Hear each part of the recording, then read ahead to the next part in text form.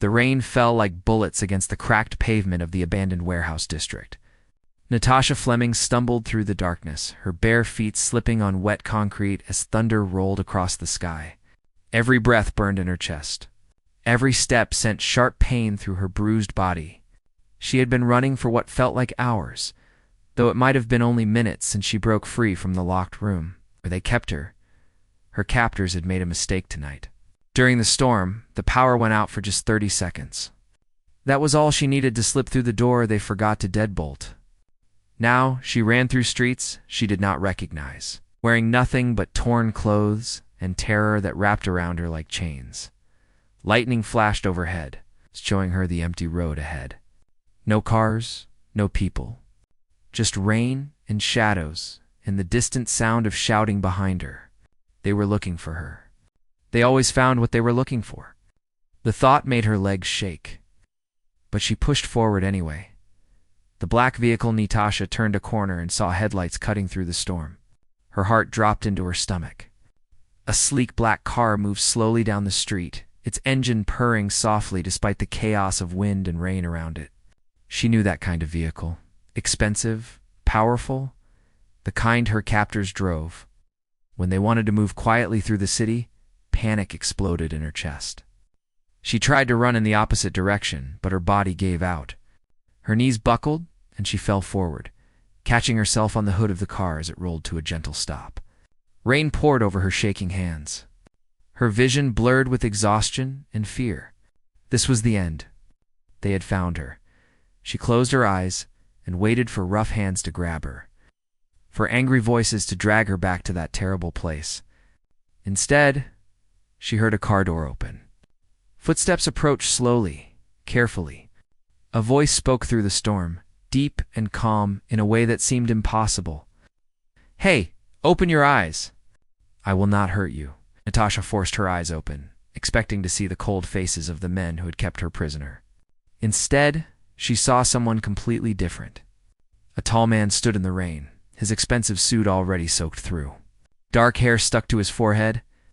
His face was strong, with sharp features that belonged to someone used to being in control. But his eyes held something she did not expect. Concerned Julian Westbrook, the man knelt down slowly, keeping his hands where she could see them. "You are hurt," he said, his voice steady. "Tell me who did this to you." Natasha shook her head violently, water flying from her tangled hair. "Please just make it quick," she whispered, her voice breaking. "I cannot go back there.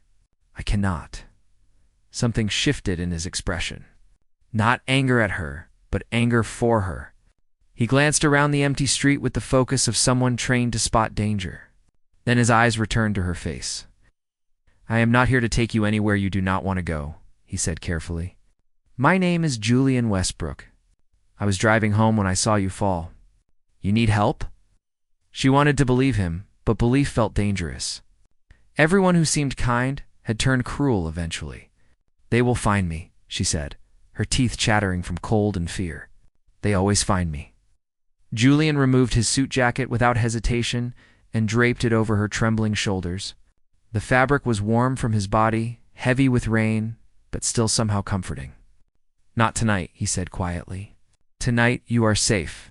The penthouse. Natasha did not remember agreeing to get into his car. But suddenly, she was sitting in soft leather seats while Julian drove. Through streets that became brighter and cleaner the further they went from the warehouse district, the city transformed around them. Buildings grew taller. Lights grew warmer. They entered a part of town she had only seen in magazines. Julian pulled into an underground garage beneath a tower of glass and steel that seemed to pierce. Security gates opened automatically as they approached. Everything about this place screamed wealth and power. The same wealth and power that had hurt her before. Her hands gripped the door handle. "Where are we?" "My home," Julian said simply. "No one can reach you here without going through me first." He helped her out of the car, supporting her weight when her legs threatened to give out again. They entered a private elevator that required his fingerprint to operate. As they rose higher and higher into the building, Natasha felt her panic rising with them. "I know places like this," she said, her voice tight. "Expensive places, private places. They use them to hide things, to hide people." Julian looked at her with those steady eyes. "I know what you must be thinking," he said. "But I promise you this is different. I am different." The elevator opened directly into his penthouse. Floor-to-ceiling windows showed the entire city spread out below them like a carpet of lights. The space was massive, decorated with simple elegance. Everything looked clean and ordered, nothing like the dark rooms where she had been kept. Natasha stood frozen in the doorway, unable to step inside. Her mind screamed that this was a trap. That kindness was just another form of control. But her body was shutting down from exhaustion and pain. She had nowhere else to go. Julian stayed near the elevator, giving her space. "You can leave any time you want," he said softly. "The elevator responds to voice commands when I program it. I will set it up for you right now." He pulled out his phone and tapped the screen several times. "There. Say your name, and it will take you to the ground floor. The front doors will open for you. No locks, no traps. Just safety if you want it." She stared at him, searching his face for lies. But all she saw was patience. He was giving her a choice. Real choice. Something she had not had in months. Slowly, carefully, Natasha took one step into the penthouse. Then another. Her legs shook with every movement. But she kept going until she stood in the middle of the vast living room, still wrapped in his jacket. Still dripping rain onto his expensive floors, Julian closed the elevator doors but did not move toward her. "I am going to call a doctor," he said. "Someone I trust. She will come here to examine your injuries. You can say no to anything you do not want. You are in control here, Natasha." Hearing her name from his lips made something crack inside her chest. She had been called many things by her captors, but never her actual name. Tears burned behind her eyes, but she was too exhausted to cry. "Why are you helping me?" she whispered. Julian was quiet for a moment. When he spoke, his voice carried old pain. "Because once someone needed help, and I was not there in time. I cannot change the past, but maybe I can change this moment. For you?" Natasha did not understand what he meant, but she heard the truth in his words. She nodded slowly, and for the first time since her nightmare began, she felt the smallest spark of something she thought was gone forever. Hope. Julian made the phone call while Natasha sat curled on the edge of his sofa, still wrapped in his jacket-like armor. She watched him pace near the windows, speaking in low tones to someone he clearly trusted. His voice remained calm, but she noticed the tension in his shoulders, the way his free hand clenched and unclenched at his side. When he finished, he turned back to her. "Dr. Rachel Morrison will be here in 20 minutes, he said. "She has worked with me for years. She will not ask questions you do not want to answer. She will only help." Natasha nodded, though her stomach twisted with anxiety. Doctors meant examining her injuries. That meant someone seeing the marks they left on her body.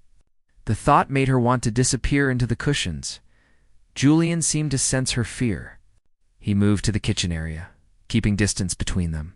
"Are you hungry?" he asked. "Or thirsty? I can make tea. Something warm might help." "Tea," she whispered, surprised by her own answer. She could not remember the last time someone offered her a choice about anything. Even something as simple as a drink. He prepared the tea with careful movements, placing the cup on the coffee table within her reach, but not so close that she felt pressured. Steam rose from the liquid, carrying the scent of chamomile and honey. Natasha wrapped her hands around the warm ceramic, letting the heat seep into her cold fingers. "Medical examination, DR." Morrison arrived exactly when Julian said she would. She was a woman in her 50s with kind eyes and gentle hands. She carried a medical bag and wore casual clothes instead of a white coat, which somehow made Natasha feel less afraid. "Hello, Natasha," Dr. Morrison said, her voice soft. "I am here to make sure you are okay. We will go at your pace. If you need me to stop at any time, just say the word." Natasha glanced at Julian, who had moved to stand near the windows, giving them privacy, but staying close enough that she could see him. His presence felt like an anchor. In a world that had become nothing but quicksand. Dr. Morrison knelt beside the sofa. "Can you tell me where you are hurting the most?" "My ribs," Natasha said quietly. "In my side."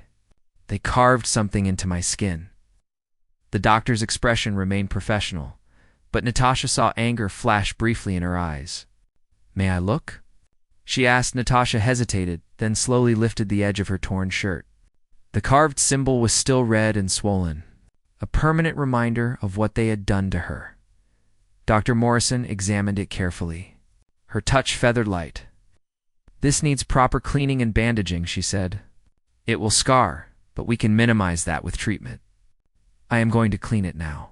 It might sting a little. The process hurt more than a little, but Natasha bit her lip and stayed silent. She had endured worse. Much worse. As Dr. Morrison worked, she checked Natasha's ribs, her bruises. The cuts on her feet from running barefoot through the streets.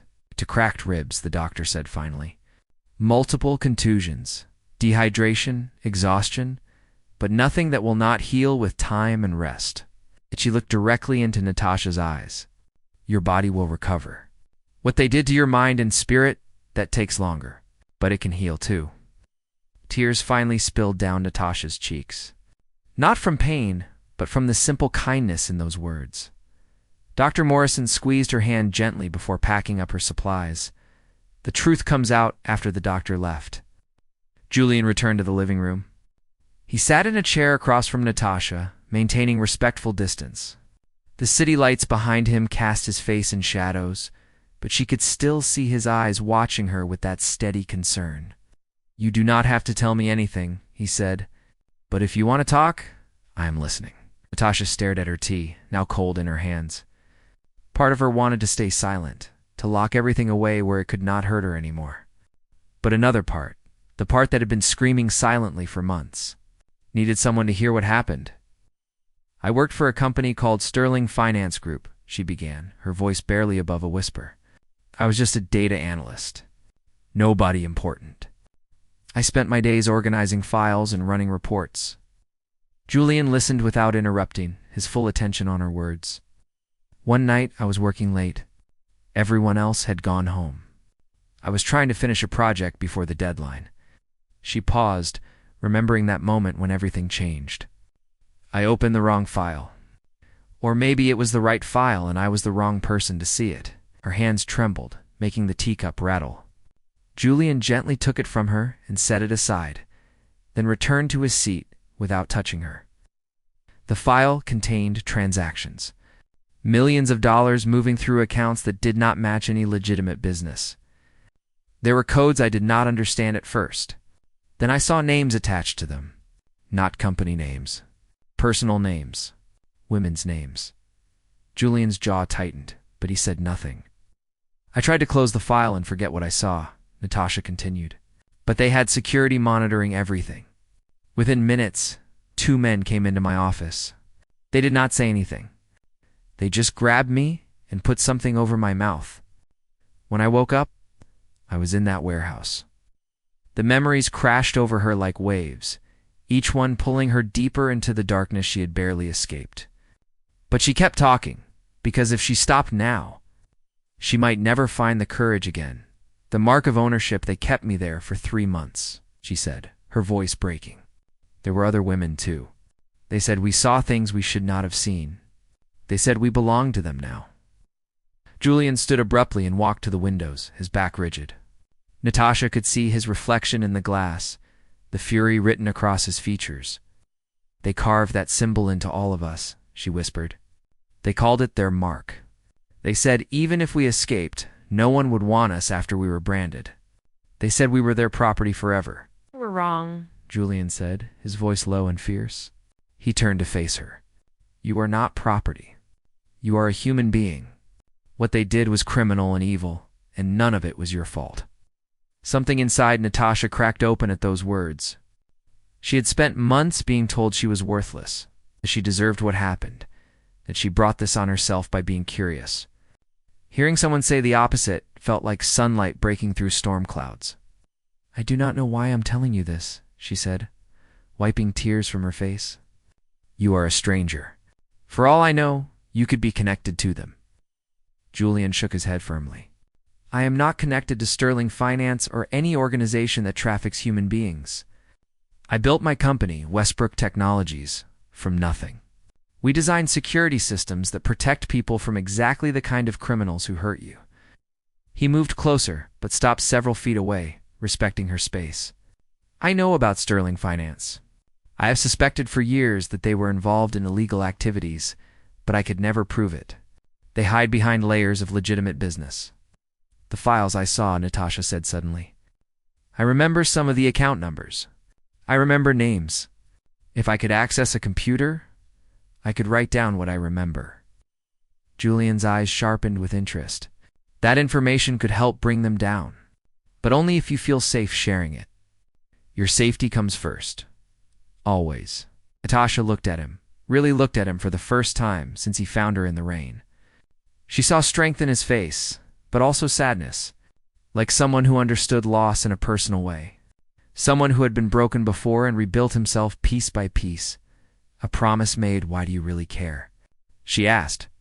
People like you, people with money and power, they usually do not notice people like me. We are invisible. Julian was quiet for a long moment. When he spoke, his voice carried old pain. 5 years ago, my sister disappeared, he said. Her name was Claire. She was 23, fresh out of college, working her first job at a financial firm. One day she did not come home from work. We searched for months. The police found nothing. No body, no leads. Just gone. Natasha's breath caught in her throat. I spent years looking for her, Julian continued. I built my company partly so I would have the resources to keep searching. I hired private investigators. I followed every possible lead. And then, 6 months ago, I found her. Where was she?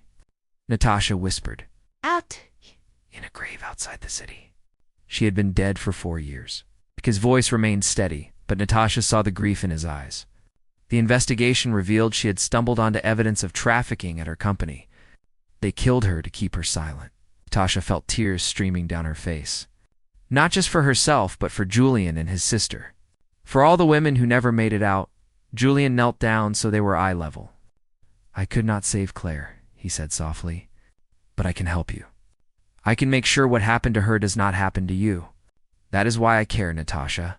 Because you remind me that sometimes we get a second chance to do the right thing. She looked into his eyes and saw the truth there. This was not about pity or charity. This was about justice, about redemption, about two broken people finding each other in the darkness and choosing to be light for one another. I am scared, she admitted. They told me they would find me anywhere. They have connections everywhere. What if they come here? Julian's expression hardened with determination. Then they will have to go through me. And I promise you, Natasha, I will not let that happen. You are under my protection now. That means something. For the first time in months, Natasha felt something other than fear. She felt the possibility of safety, the chance of freedom, and maybe, just maybe, the beginning of trust. She nodded slowly. Okay, she whispered. I will help you stop them. But I need time. I need to feel safe first. Take all the time you need, Julian said. This penthouse is yours for as long as you want it. No one knows you are here except Dr. Morrison, and she would never betray a patient. You can rest. You can heal. And when you are ready, we will fight back together. Natasha felt exhaustion pulling at her like a tide. The adrenaline that kept her running had finally burned out, leaving only bone-deep weariness. Julian seemed to notice. There's a bedroom down the hall, he said. It has a lock on the inside of the door. Only you control it. I will be out here if you need anything. Just call my name and I will hear you. She stood on shaking legs, and Julian offered his arm for support. She hesitated only a moment before taking it. His strength helped her walk to the bedroom, where she found a space more beautiful than anywhere she had ever slept. Clean sheets, soft pillows, a window with a view of stars beginning to peek through the dissipating storm clouds. Thank you, she said, the words feeling inadequate for everything he had done. Julian smiled, and for the first time she saw warmth in his expression. Get some rest, Natasha. Tomorrow is a new beginning. As he closed the door behind him, Natasha locked it from the inside. But this time, the lock felt different. Not like a prison, but like protection. Not like a cage, but like a choice. She collapsed onto the bed. Still wearing Julian's jacket, and for the first time in 3 months, she closed her eyes without fear of what might happen while she slept. Outside the door, Julian stood guard. Not because he did not trust his security systems, but because he had made a promise. And Julian Westbrook never broke his promises. The storm had passed. Morning would come soon. And with it, the chance for both of them to begin healing the wounds that could not hide. Natasha woke to sunlight streaming through unfamiliar windows. For a moment, panic seized her chest. She bolted upright, heart racing, expecting to find herself back in that dark warehouse. But instead, she saw clean white walls, soft bedding, and the stunning view of the city, bathed in golden morning light. She was still in Julian's penthouse. Still safe. The realization made her shoulders drop with relief. She had slept through the entire night without waking once. No nightmares. No footsteps in the hallway. No voices telling her she was worthless. Just silence and safety. A gentle knock sounded at her door. Natasha? Julian's voice came through, careful and respectful. I have brought some clothes for you. Dr. Morrison dropped them off early this morning. I will leave them outside the door. She waited until she heard his footsteps retreat before opening the door a crack. A neat stack of clothing sat on the floor, along with a note in elegant handwriting. These should fit. Take your time. Breakfast will be ready whenever you are hungry. Julian. The clothes were simple, but good quality. Soft pants, a comfortable shirt, undergarments still in their packaging. Everything in her size. The thoughtfulness of it made her throat tight with emotion. When was the last time someone had thought about her comfort, her needs, her dignity? She showered carefully, avoiding the bandaged wound on her side. The hot water felt like a blessing, washing away days of fear and filth. When she finally emerged from the bedroom dressed in the new clothes, she felt almost human again. Breakfast and Trust Julian stood in the kitchen, cooking something that smelled incredible. He wore casual clothes today, jeans, and a simple shirt that made him look less like a powerful billionaire and more like a regular person. When he noticed her, he smiled. Good morning, he said warmly. I hope you slept well. I made pancakes. Or there are eggs if you prefer. And fruit. Coffee or juice. Natasha stood frozen, overwhelmed by the normalcy of it all. You cook? She asked, her voice still rough from sleep. I do, he said with a slight smile. When you live alone as much as I do, you learn. Besides, I find it calming. She moved slowly to the counter and sat on one of the tall chairs. Julian placed a plate in front of her with perfectly golden pancakes, fresh strawberries, and a small pitcher of maple syrup. The smell alone made her stomach growl. Eat as much as you want, he said, sitting across from her with his own plate. You need to rebuild your strength. They ate in comfortable silence for a while. Natasha could not remember the last time food tasted this good. In captivity, they had given her barely enough to survive. Now, with each bite, she felt a little more alive. I have been thinking, Julian said carefully, setting down his fork, about what you told me last night. About the files you saw at Sterling Finance? Natasha tensed slightly, but nodded for him to continue. I have a secure system here, completely isolated from any outside network. If you feel ready, you could try to write down what you remember. Any detail might help, but only if you want to. He looked at her seriously. I meant what I said. Your safety and comfort come first. Always. She considered his words while chewing a strawberry. Part of her wanted to forget everything, to pretend those files never existed. But she thought about the other women she had seen in that warehouse.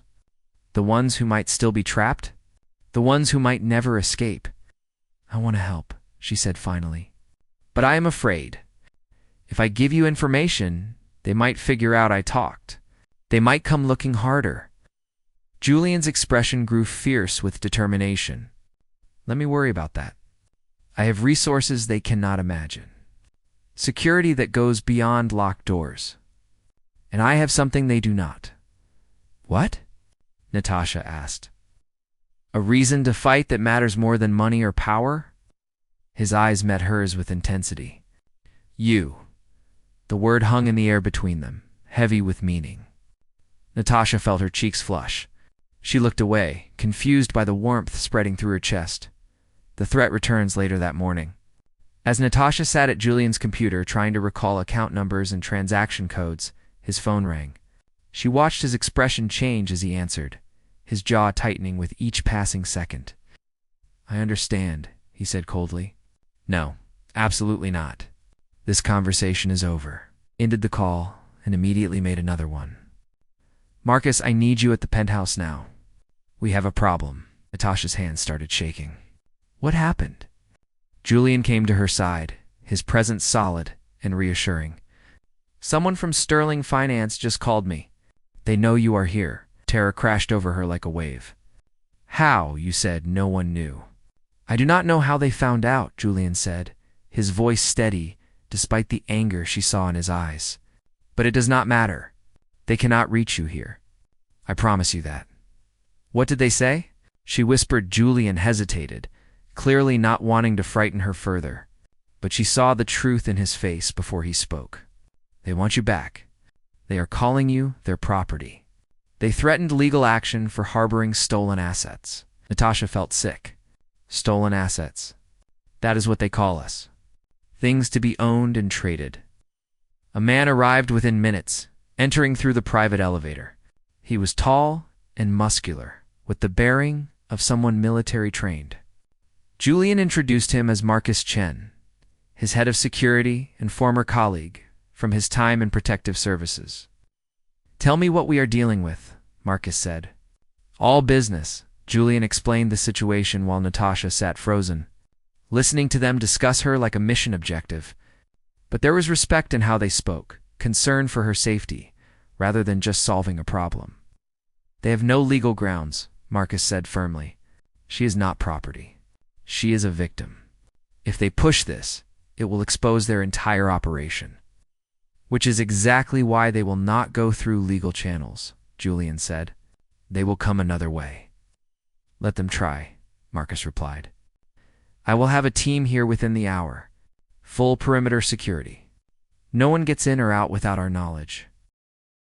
As Marcus made calls and arranged protection, Natasha stood at the window looking down at the city below. Somewhere down there, the men who heard her were planning their next move. She felt like a trapped animal, cornered, despite being in the safest place she could imagine. Julian came to stand beside her, careful not to touch her, but close enough that she felt his presence like a shield. I know you are scared, he said quietly. I would be too. But I need you to understand something, Natasha. I have faced dangerous people before. I have resources and skills they do not expect. And most importantly, I have something worth protecting.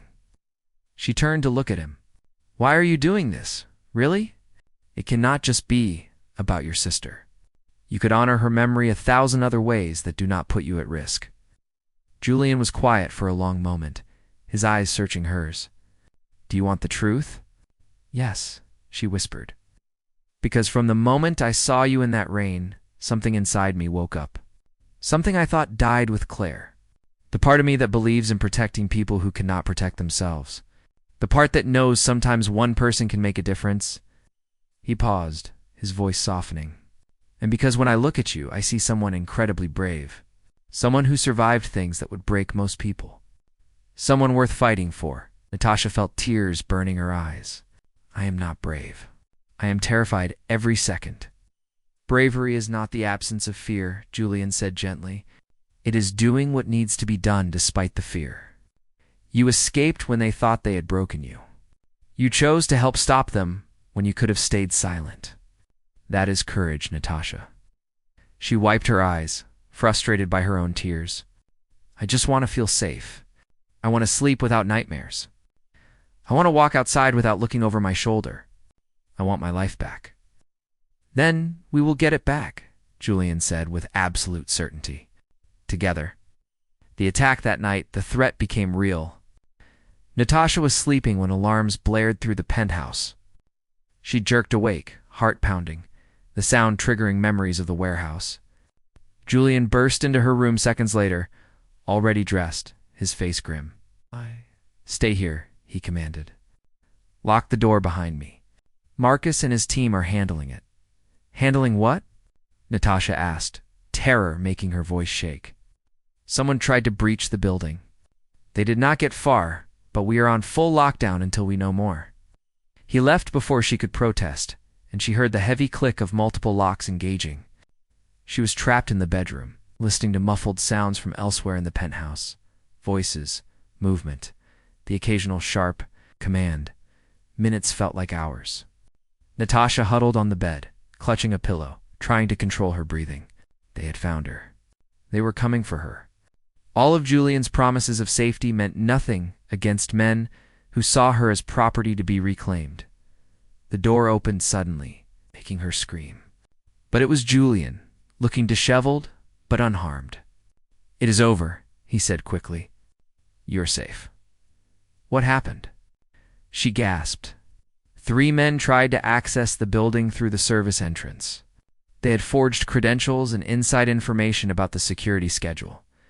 But Marcus caught them before they reached this floor. The police have them in custody now. Natasha shook her head, panic rising. You do not understand. They will not stop. They have lawyers, judges, politicians in their pocket. Those men will be released by morning, and they will come back. Julian knelt in front of her, taking her hands gently in his. His touch was warm, grounding, real. Listen to me. While Marcus dealt with the intruders, I made some calls. Important calls. I have friends in the federal government, people who have been looking for evidence against Sterling Finance for years. I told them everything you told me. They are opening an investigation tonight. They will not care, Natasha said bitterly.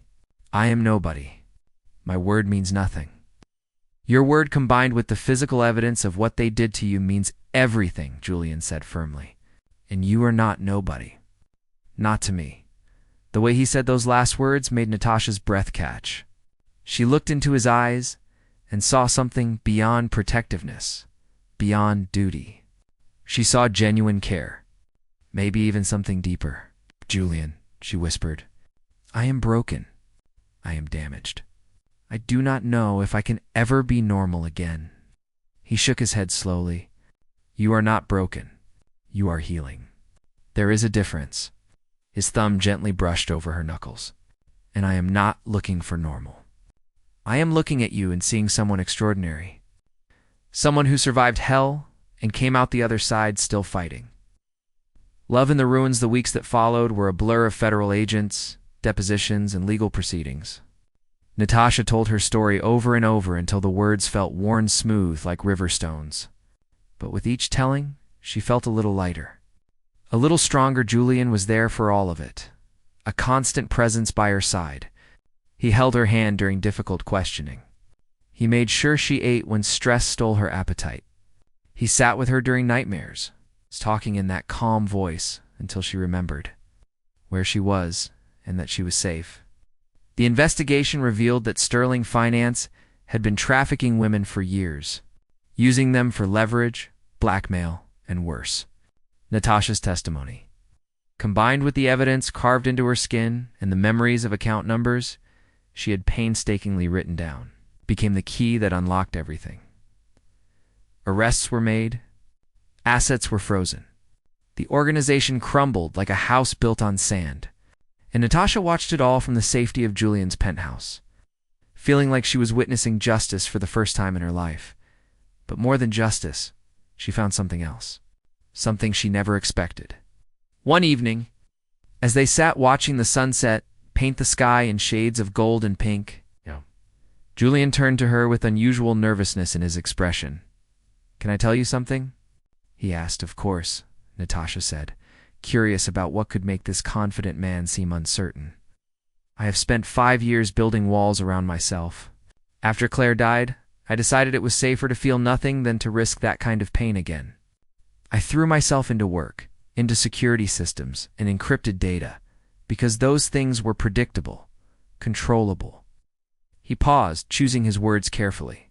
And then I found you in the rain, and every wall I built started cracking. Natasha's heart began to race. Julian, I am not saying this to pressure you, he continued quickly. I know you have been through trauma that I cannot fully understand.